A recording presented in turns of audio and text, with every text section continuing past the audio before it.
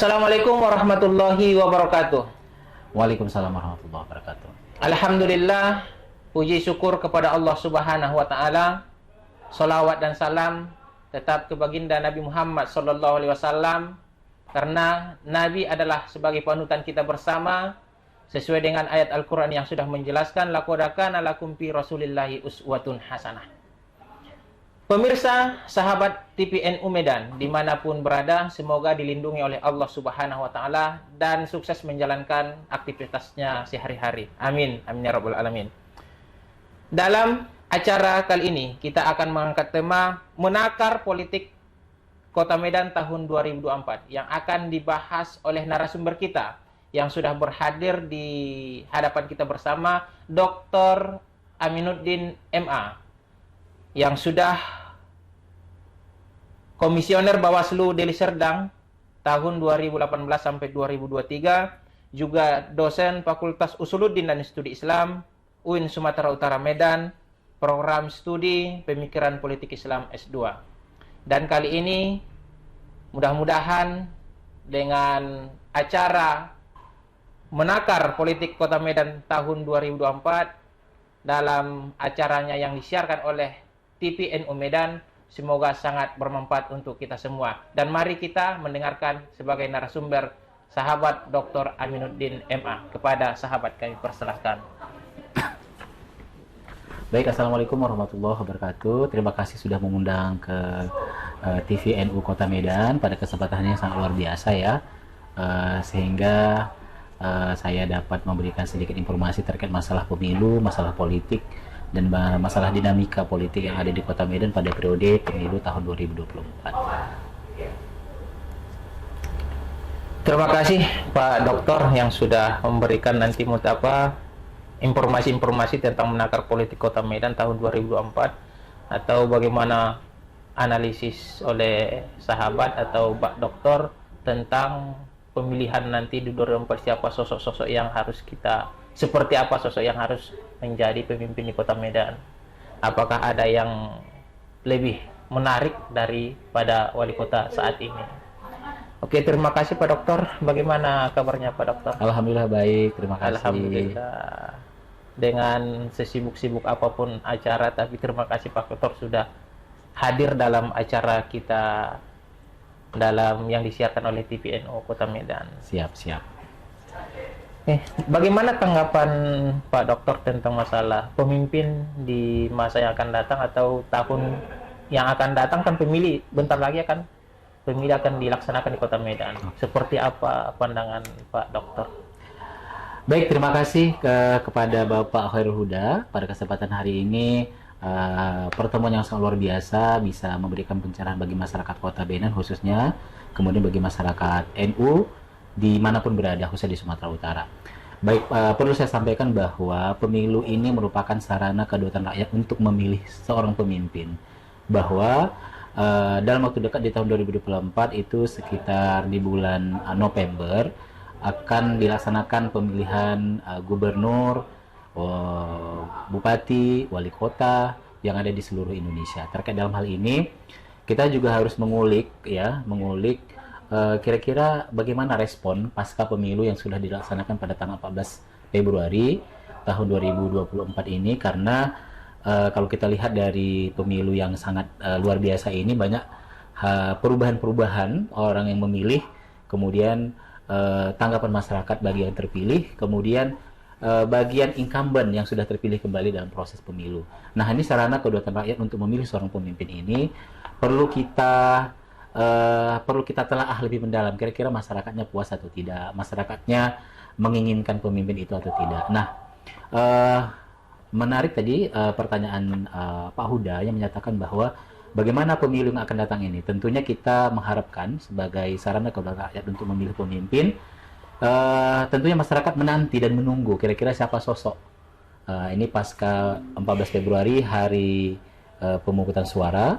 Kalau kemarin kan disebutkan bahwa 14 Februari itu merupakan hari kasih sayang, ya kan, hari Valentine. Tetapi di Indonesia 14 Februari itu diingatkan bukan cuman hanya tentang hari kasih sayang, tetapi pemilu merupakan hari kasih suara. Nah, hari kasih suara ini merupakan akan diingat masyarakat Indonesia karena tanggal 14 Februari itu selain hari kasih sayang juga ada di sana merupakan hari kasih suara bagi masyarakat untuk memilih pemimpinnya. Nah, bagaimana menakar pemilu? Nah, ini yang sangat menarik ini. Pemilu yang akan datang bisa saja masyarakat itu terbagi beberapa poin penting untuk memilih calon pemimpin. Yang pertama itu mungkin sekarang sudah ada sosoknya, ya kan? Ini ada Bapak Bobi Afif Nasution yang merupakan tokoh figur yang sangat diminati oleh masyarakat Kota Medan hingga saat sekarang ini. Kemudian banyak memberikan kontribusi-kontribusi positif terhadap masyarakat dan pembangunan infrastruktur dan sebagainya di Kota Medan. Nah, sesudah menjelang pemilu wali kota, ada gubernur, dan beliau akan mencalonkan, ya kalau kita lihat dari kontestasi politik, mencalonkan diri sebagai salah satu calon gubernur yang ada di Sumatera Utara. Maka siapa selanjutnya sosok yang akan menjadi estafet selanjutnya dari beberapa partai pengusung, sehingga ini masyarakat masih menunggu waiting list. Nah, tapi kalau saya lihat Pilgub, ini kan sudah ada 3 orang yang muncul, yaitu pertama Bapak Musa Rajeksa, yaitu mantan Wakil Gubernur Sumatera Utara, ada Bapak Bobi Afif Nasution, kemudian yang ketiga ada pendatang baru, yaitu yang digadang-gadang bisa hijrah dari pusat ke daerah, yaitu Bapak Ahok, yang mungkin menjadi kontestasi-kontestasi politik yang ada di pemilihan gubernur. Tetapi untuk pemilihan wali kota, kita melihat sekarang belum ada yang muncul nih, gitu ya kan, belum ada yang muncul. Kira-kira siapa sosok yang bisa meneruskan estafet dari pembangunan atau energi-energi positif yang sudah ditelurkan oleh Bobi Afif Nasution? Mungkin itu sedikit pengantar dari saya. Iya. Ya memang kalau kita lihat Pak Dokter, kalau di Kota Medan ini kan belum ada sosok yang berani atau mungkin malu-malu kucing untuk menonjolkan dirinya sebagai pengganti Bobi Nasution gitu. Soalnya di baliho atau spanduk di media sosial itu belum ada yang berani untuk menggantikan Pak Bobi.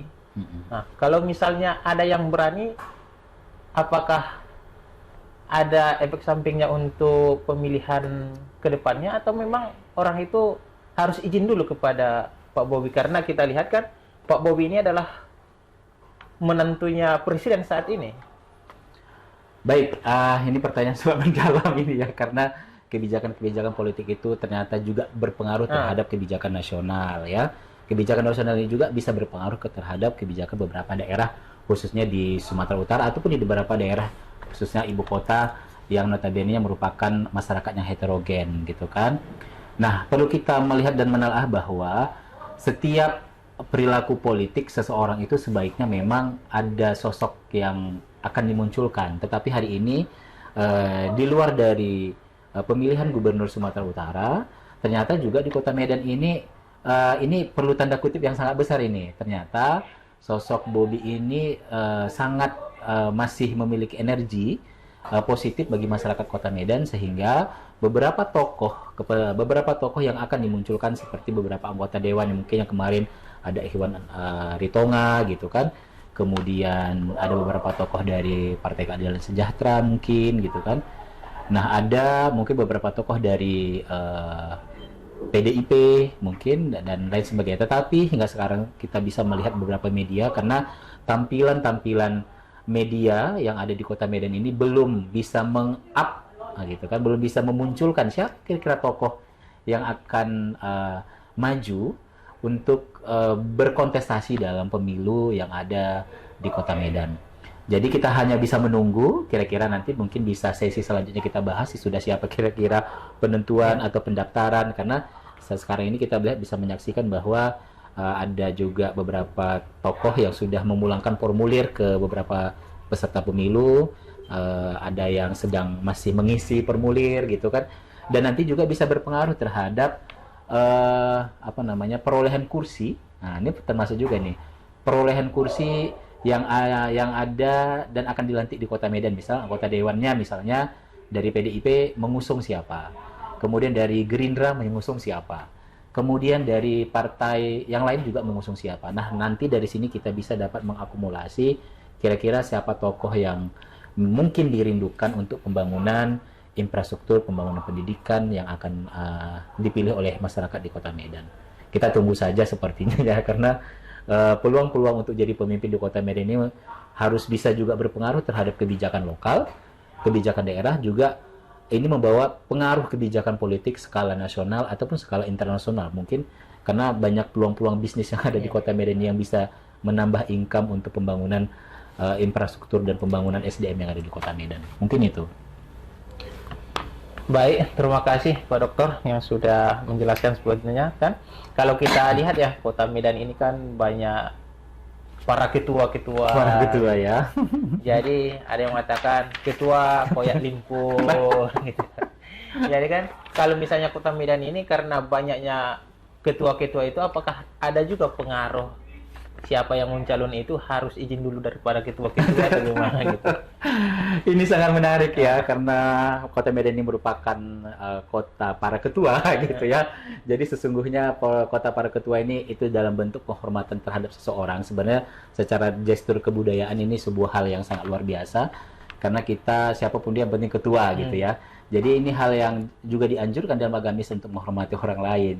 Cuman tadi kan ada tagline-nya kan, ketua gitu kan, koyak 50.000, 3 kali ketua ada 150.000. Sebenarnya kan konotasi tidak seperti itu.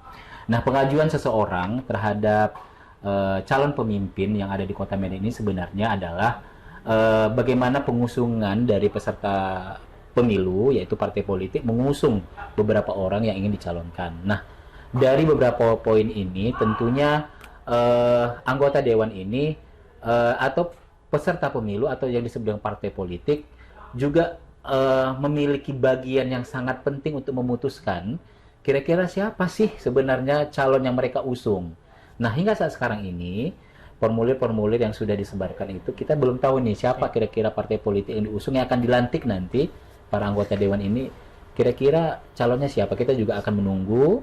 Kemudian pemetaan politik di masyarakat itu seperti apa, kemudian bagaimana hubungan antara saya sebutkan tadi bahwa hubungan calon ini banyak berpengaruh terhadap beberapa kebijakan lokal, tidak banyak berpengaruh terhadap kebijakan nasional, tidak, atau banyak berpengaruh terhadap kebijakan internasional. Kenapa? Karena poin penting di Kota Medan ini kita lihat adalah sentralnya, pusatnya, ya kan, kotanya di Sumatera Utara. Secara otomatis kebijakan-kebijakan yang dilakukan oleh pemerintah Kota Medan yang terpilih nantinya ataupun yang akan mencalonkan diri tentunya bisa membawa kemaslahatan, tentunya bisa mencairkan suasana, tentunya bisa mengakomodir seluruh masyarakat yang heterogen ini tadi gitu, karena masyarakat Kota Medan ini kan hampir rata-rata bermacam suku, bermacam etnis ya kan, sehingga kira-kira sosok yang seperti apa yang layak gitu. Jadi pengusungan ini nanti kita akan tunggu dari beberapa peserta pemilu atau anggota dewan akan divoting kira-kira seperti apa yang mereka inginkan. Itu. Tapi kan ada juga Pak Dokter yang tahun lalu kalau kita lihat di Sumatera Utara ya khususnya, kan ada pemilihan pemilihan calon gubernur yang dikirimkan dari luar daerah ke Sumatera Utara, itu Pak Jarod waktu itu kan. Benar. Jarod. Tapi pada saat itu kan tetap masih menang juga orang daerah. Jadi masih ada pengaruh daerah itu di Sumatera Utara, lebih berpengaruh isu-isu daerah seperti itu. Nah, kalau misalnya di Kota Medan kita lihat, contohnya, sedangkan Pak Bobi waktu itu datang ke Sumatera Utara, padahal ada petahana yang dikalahkan oleh Pak Bobi pada waktu itu, Pak Ahyar Nasution. Ya. Nah, kalau kita melihat dari sana bahwa Pak Bobi bisa mengalahkan petahana, apakah ada pengaruhnya nasional ke daerah atau pengaruh daerah ke nasional yang harus kita lihat? Oke. Nah, ini pertanyaan yang sangat luar biasa ini bagi para kontestan ya untuk maju menjadi calon kepala daerah di Kota Medan. Yang pertama, yang paling penting itu adalah persaingan politik. Siapapun dia, pada saat mereka bersaing dan melakukan kampanye politik kepada masyarakat, tentunya yang menjadi jatuh cinta itu adalah bagaimana sosok yang akan dijadikan figur bagi masyarakat di Sumatera Utara. Nah, kemarin kejadian itu masalah Saiful Jarod yang menyatakan bahwa persentasinya adalah di antara beberapa persen, 45 atau beberapa persen, sehingga menanglah orang lokal sendiri, bahwasanya orang daerah itu seperti Bapak Edi Rahmayadi dan Bapak Ijek, sehingga mereka terpilih menjadi Gubernur Sumatera Utara. Nah, persaingan politik lokal ini juga berpengaruh. Saya sampaikan tadi bahwa saya ada 3 persaingan politik, ya kan, persaingan politik lokal, persaingan politik nasional, dan persaingan politik internasional. Kalau kita melihat, memang ada yang didistribusikan dari pusat ke daerah. Nah, ini lagi-lagi menjadi hal yang perlu ditelaah juga masyarakat yang ada di Sumatera Utara, karena masyarakat di Sumatera Utara ini, kalau kita lihat dari partisipasi masyarakat pemilih, ternyata sangat tinggi. Nah, kenapa saya sampaikan seperti itu? Ternyata mereka peduli yang masih keturunan asli Sumatera Utara, yang berdomisili Sumatera Utara, kemudian yang masih memberikan kontribusi untuk pembangunan di Sumatera Utara. Jadi, hal-hal yang seperti ini kan tentunya bagaimana efek ataupun energi yang diberikan oleh calon kontestan ini bisa membangun animo masyarakat dan meyakinkan masyarakat dalam hal kampanye mereka, dari sejak dini kah, atau dari mulai sebelum itu kah, ataupun mendekati pemilu. Nah, hal-hal yang seperti ini bisa membangun partisipasi masyarakat yang sangat luar biasa ini, sehingga itu bisa membangun kepercayaan masyarakat terhadap penentuan siapa yang mereka pilih. Ya. Nah, begitu. Oke, sahabat pemirsa, sahabat TVNU Medan, sangat luar biasa informasi yang kita dapat hari ini. Apakah sahabat yang kalau ingin komen di bawah boleh kita adik bersama, nanti akan dijawab oleh sahabat dokter kita juga, karena pemilihan ini sangat urgent, apalagi pemilihan-pemilihan daerah, banyak nanti isu-isu sara yang dilemparkan, isu agama.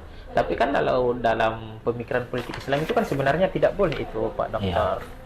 Kalau misalnya isu-isu agama dibuat, kalau misalnya dalam pemilihan presiden kali ini kan termasuk pemilihan yang sangat damai, tidak ada isu agama. Sedangkan ada pemilihan beberapa gubernur, beberapa di daerah, ada isu daerah, isu agama atau isu-isu suku yang dibuat. Kan kalau politik Islamnya kan sebenarnya itu tidak boleh dalam isu-isu.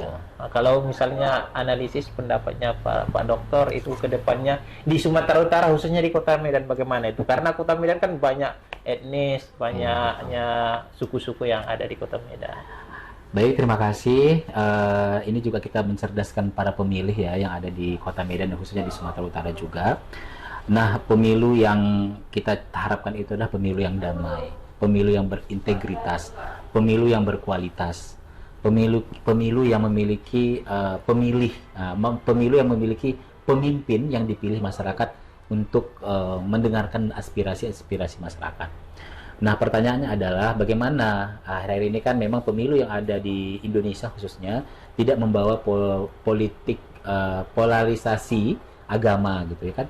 Nah, politik identitas ini sebenarnya lagi-lagi sejarah dan histori di seluruh Indonesia bisa kita lihat dan menjadi sampel sebenarnya sebagai role model beberapa daerah, sehingga terpilah pemimpin yang bukan berasaskan kepada unsur agama tetapi unsur seluruh agama, dan meyakinkan seluruh agama bahwa pemimpin yang mereka pilih ini tidak membawa unsur-unsur politik tertentu atau kepentingan satu golongan tertentu, dan tidak menjual identitas politik agama untuk kepentingan pemimpin. Nah, kalau di dalam penyelenggaraan pemilu ya, kalau kita lihat ini kan ada penyelenggara pemilu itu ada 3 ya. Yang pertama itu adalah Komisi Pemilihan Umum, kemudian Badan Pengawas Pemilihan Umum, dan ada ketiga Dewan Kehormatan Penyelenggara Pemilu, namanya DKPP. Nah, ketiga unsur ini ternyata sudah bekerja keras bagaimana untuk yang pertama ya, membuat partisipasi masyarakat aktif untuk memilih pemimpinnya datang ke tempat pemungutan suara. Kenapa pendidikan pemilih partisipasi masyarakat ini paling penting? Karena pada saat nanti mungkin ada melawan kotak suara kosong ya kan, lalu bisa menghadirkan beberapa persen dari kotak suara yang kosong, lalu bagaimana masyarakat dididik untuk memilih, datang ke TPS memilih pemimpin sesuai dengan visi misi salah satu calon gubernur atau wali kota di Kota Medan gitu kan, atau gubernur di Sumatera Utara. Kemudian sesudah mereka melakukan sosialisasi terhadap masyarakat, ketiga penyelenggara pemilu ini masing-masing memiliki peran penting mensukseskan pemilu yang adil, jujur, berintegritas dan lain sebagainya. Yang kedua itu melakukan penegakan hukum. Kenapa saya sampaikan seperti itu? Saya kan user pernah menjadi anggota Bawaslu periode 2018 sampai 2023. Ini merupakan tupoksi, tanggung jawab seluruh elemen penyelenggara pemilu untuk melakukan penegakan hukum yang baik apabila ada seseorang melanggar. Polarisasi, misalkan isu SARA misalnya, itu ada peraturannya. Atau politik identitas, atau berpihak organisasi tertentu kepada calon yang terusung. Yang itu yang kedua. Kenapa penegakan hukum sangat penting? Pada saat hukum ini tebang pilih, maka akan terpilihlah pemimpin yang bisa diregistrasi, bisa terjual belilah gitu kan artinya. Nah, itu yang kedua. Yang ketiga, ada beberapa komitmen partai politik yang mungkin notabene mengusung untuk kepala daerah gitu kan. Komitmen partai politik ini bagaimana supaya masyarakat ini memiliki daya pikir, kemudian membaca telaah dan situasi, kira-kira visi misi sesuai tidak dengan masyarakat yang heterogen, masyarakat yang majemuk ini, masyarakat yang banyak suku dan agama ini. Kemudian kerjasama antara penyelenggara pemilu dengan dengan tim kampanye. Nah, ini sangat penting juga. Jangan black campaign, kemudian jangan membusukkan antara calon dengan calon yang lainnya. Nah, ini kembali lagi ke supremasi hukum ini tadi. Jadi supremasi hukum ini sangat penting dilakukan tidak hanya dari penyelenggara pemilu saja, tetapi juga hadirnya dari peserta pemilu ataupun dari calon. Ya, bagaimana supaya pemilu pilkada ya yang ada di Sumatera Utara khususnya di Kota Medan ini bisa damai, bisa tentram, kemudian adil, dan terpilihlah calon-calon pemimpin yang sesuai dengan hati nurani masyarakat Kota Medan. Luar biasa ya pemirsa sahabat TVN Kota Medan. Mudah-mudahan nantinya terpilih yang berani juga ya Pak Dokter. Ya, yang berani. Kan di Kota Medan ini kalau nggak berani nantinya ditenggelamkan orang pula sih itu.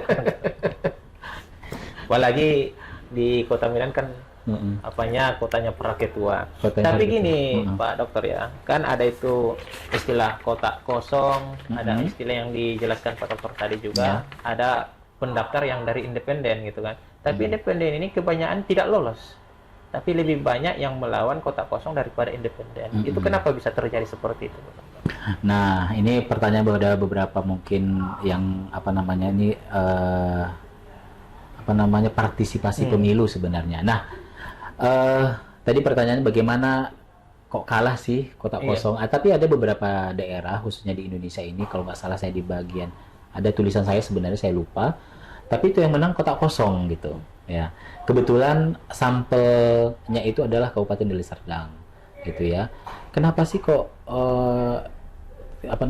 tetap yang menang itu adalah calonnya bukan kotak kosongnya? Karena begini, partisipasi masyarakat yang ada di kota atau di kabupaten kota itu tertentu itu kerja rodi dari tim kampanyenya untuk mensosialisasikan calon yang cuma satu ini. Nah, ini ada ketimpangan politik nanti kalau sampai tiba-tiba nanti terpilihnya kotak kosong gitu ya. Lalu bagaimana sebenarnya mekanisme calon yang diusung oleh calon independen misalnya gitu kan.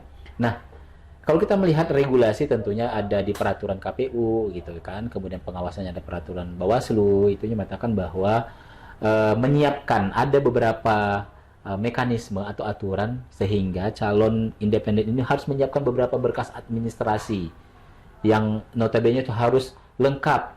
Kemarin juga dibahas masalah diberikan rentang waktu yang sangat singkat untuk mencari mencari KTP, mencari dukungan dari beberapa orang gitu kan, berapa ribu orang dengan beberapa jumlah dibagi ya, itu kan ada rumusnya jumlah penduduk dengan pembaginya gitu kan, itu berapa persen dari jumlah penduduk yang harus disiap. Nah, dan itu juga harus terinput. Datanya tidak by name by address, tidak boleh duplikat, tidak boleh kembar gitu kan. Makanya ada kebanyakan beberapa calon independen ini tidak mampu timnya untuk menyiapkan. Nah, ini lagi-lagi penting nih bagi masyarakat yang ingin mendukung jalur independen ya. Tidak mampu menyiapkan secara administrasi. Dari hal yang terkecil, dukungan masyarakat menghimpun kartu tanda pengenal KTP di wilayah itu, kemudian menyiapkan administrasi menginput secara digital. Nah, karena walaupun sebenarnya itu merupakan alat bantu ya, merupakan alat bantu untuk penyelenggara pemilu merespon mengusung pasangan jalur independen. Mungkin begitu.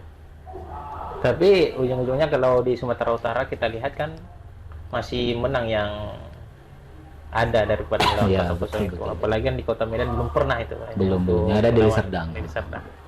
Mudah-mudahan pemirsa sahabat TPNU Kota Medan untuk terakhir ini Pak Ya, Dokter. siap. Statement terakhir Nah, Dokter, statement untuk untuk menakar politik Kota Medan tahun 2004. Mohon disampaikan dalam pemirsa kita.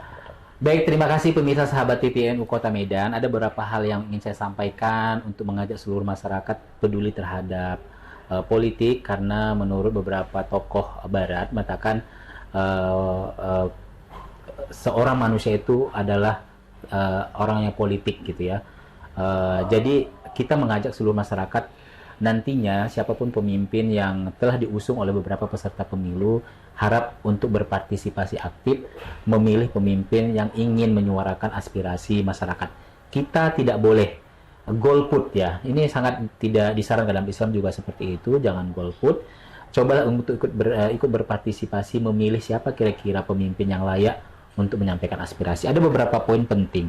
Walaupun persaingan politik yang sangat ketat di dalam pemilu ini, diharapkan ada beberapa isu-isu kontemporer atau isu-isu modern atau isu-isu neo-modern yang bisa kita bawa untuk menjadi acuan atau role model atau sampel bagi masyarakat bagaimana menentukan hak pilih siapa calon pemimpin mendatang. Yang kedua, kemudian isu-isu prioritas dalam pemilihan kampanye. Isu-isu prioritas pemilihan kampanye ini kita bisa melihat dari visi misi, dari penyampaian, dari sosok.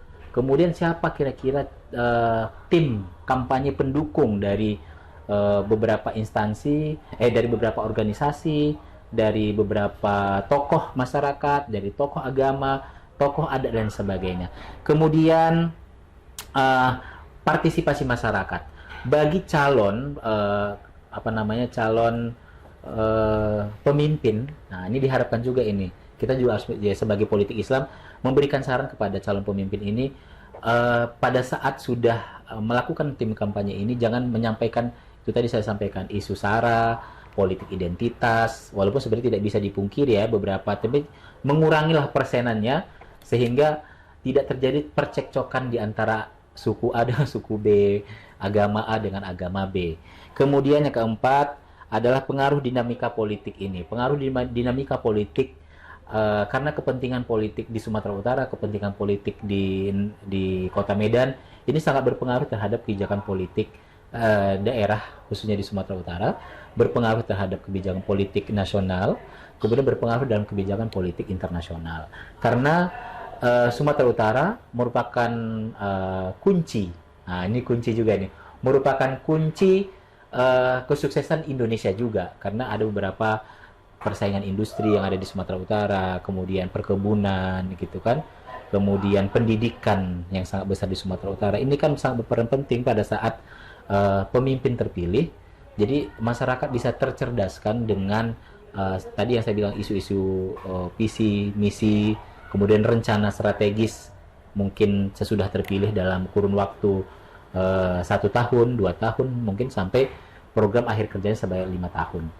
Nah, itulah analisis atau aspek-aspek yang mungkin saya sebagai pengamat politik atau dosen alumni penyelenggara pemilu atau dosen pemikiran politik Islam di Pascasarjana UINSU berpesan seperti itu.